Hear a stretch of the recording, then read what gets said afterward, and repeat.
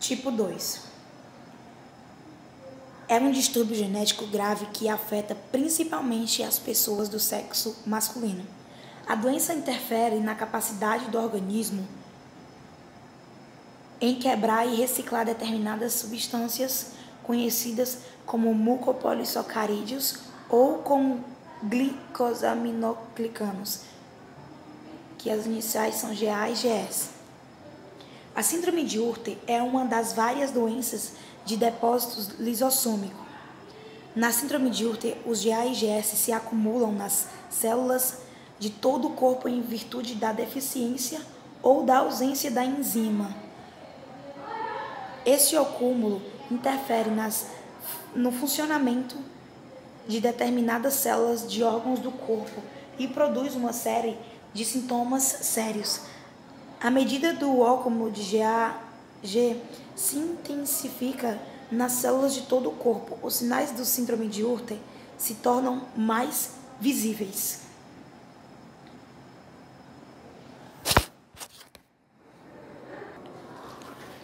O tipo 2 não é como o tipo 1, que já aparece a criança nascer. O tipo 2 ele vai se abrangendo, vai dando para ver visivelmente a partir do primeiro ano de idade.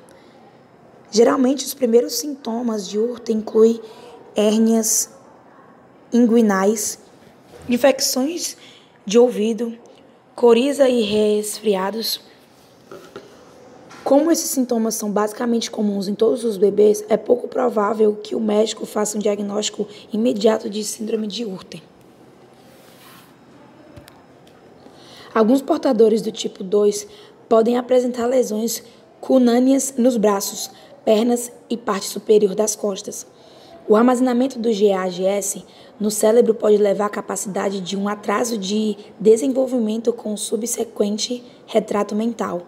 A velocidade e o grau de progressão da doença podem diferir de pessoa para pessoa acometida pela síndrome de Urte, que apresenta ampla variabilidade quanto à gravidade de sintomas. É importante observar que, embora o termo branda seja usado pelos médicos ao comparar as pessoas, os indivíduos provocados pela anomalia podem apresentar um variado aspecto de fenotipos clínicos, desde as formas severas que apresentam antes dos 2 anos e com progressão rápida até a forma intermediárias e leves em que a anomalia é diagnosticada à adolescência, a mesma da vida adulta. Além dos sinais típicos faciais da doença, os primeiros sintomas geralmente são queixas rotinais com otite, infecções inopulmonares, déficit de crescimento e hérnia umbilical ou inguinal. As manifestações MPS tipo 6 pioram à medida que aumentam a quantidade de GAG acumulado, por isso a MPS 5 se torna cada vez mais debilitante com o tempo e está associada à diminuição de expectativa de vida.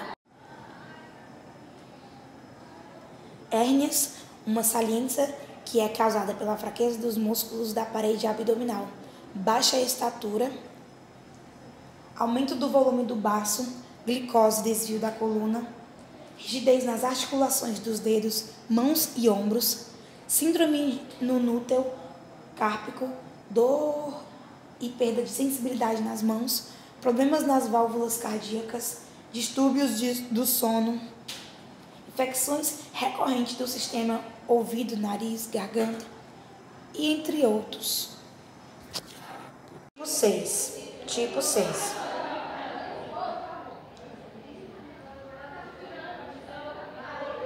O tipo 6 é transmitido de forma autossômica, regressiva e é causada por mutações do gene ARSB, localizada no cromossomo 5. A criança é normal ao nascimento, mas o acúmulo do GAG vai provocando deformidades progressivas. Os indivíduos afetados pela anomalia podem apresentar um variado aspecto de fenotipismo clínicos, desde a forma dos severas, que apresentam antes dos 2 anos e com progressões rápidas, até formar intermediárias. O amplo aspecto de graus de severidade de sintomas é a manifestação clínica pode atrasar significantemente o diagnóstico. O primeiro sintoma é o atraso do desenvolvimento e deficiência intelectual. O segundo sinais é o ouvido, o nariz e a garganta. O segundo sintoma se caracteriza faciais grosseiras, o aumento do perímetro do crânio, pescoço pequeno, cabelos grossos, infecções auditivas e respiratórias, o aumento do volume da língua e a perda auditiva. O terceiro sinais é a hepatoesplenomegalia, hérnias, diarreia, disfagia, refluxo e colite. O terceiro são disotose múltipla, dor e rigidez nas articulações, baixa estatura, contratura articular, escoliose, cifole, joelho vago, dedos curvos e mobilidade reduzida. Tipo 4. Elas existem em duas formas, A e B.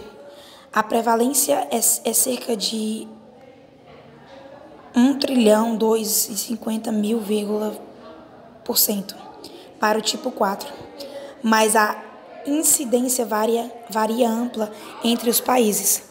A MPS 4 é amba mais rara. A mais viva é uma displasia, explodindo espício metaficiaria, geralmente diagnosticada durante o segundo ano de vida, após a aquisição da marcha, deformidades esqueléticas, platisplodilia cifole.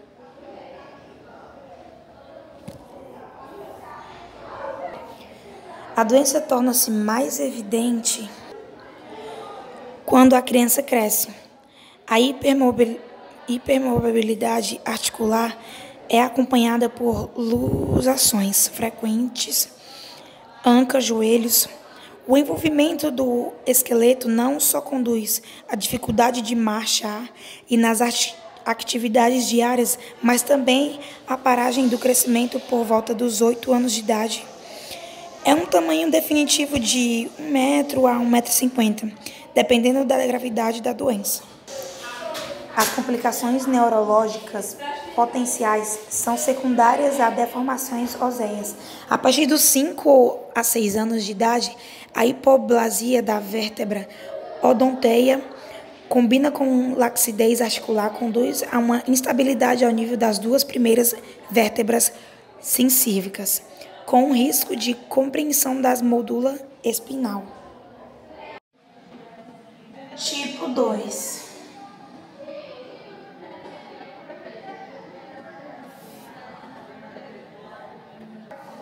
O tipo 2 ela se torna uma doença rara, pertencente a um grupo de desordens genéticas nas quais existe um distúrbio no metabolismo do mucopolissacarídeos. A mucopolissacaridose consiste em, devido às suas características bioquímicas, genéticas e clínicas, um grupo grande e heterogêneo. Dentro das doenças lisossômicas de depósitos, são causadas pela deficiência de enzimas específicas responsáveis pela quebra de glicosaminoglicos, GAGs, também denominados de mucopolissacarídeos, em passos diferentes da sua rota de degradação. A maioria dessas doenças é causada por uma herança autossômicas regressivas em todas as mucopolissacaridoses. Há um acúmulo intracelular observando em vários tecidos e leucócitos a excreção. Segundo Albano, são conhecidas ao menos 10 enzimas necessárias para o processo de degradação dos mucopolissacarídeos.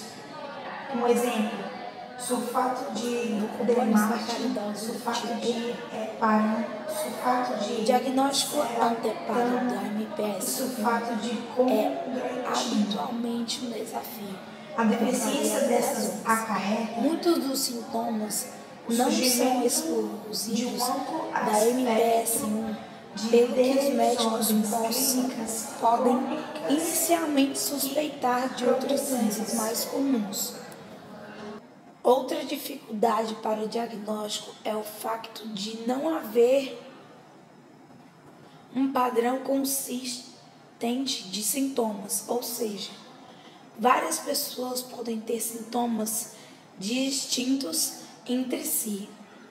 O diagnóstico da MPS1 é normalmente baseado no reconhecimento de um grupo de sintomas, o que leva o médico a suspeitar de MPS1 e a fazer testes para confirmar o diagnóstico. O diagnóstico antepado é importante, uma vez que existem potentes opções de tratamento que podem ser consideradas e iniciadas. As opções de tratamentos podem prevenir alguns dos danos causados pela doença 1. Os sintomas. Apesar dos sintomas poderem virar entre indivíduos, podem existir vários sinais e sintomas que as pessoas com MPS1, adultos e crianças, geralmente experienciam. Alguns sintomas do tipo 1 são características faciais grosseiras, podem incluir nariz achatado, crânio grande, testa grande. Opacidade da corneia, tipo de tecido do olho que se torna mais opaco. Hérnias, uma saliência que é causada pela fraqueza dos músculos da parede abdominal. Baixa estatura.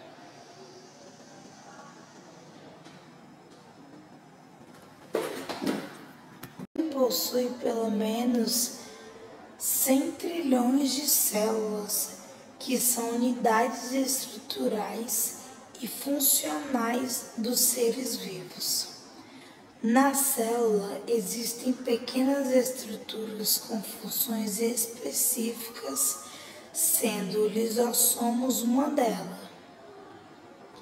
Sua função é realizar digestão dentro da célula, transformando moléculas grandes em pequenas, para que possam ser utilizadas ou reutilizadas.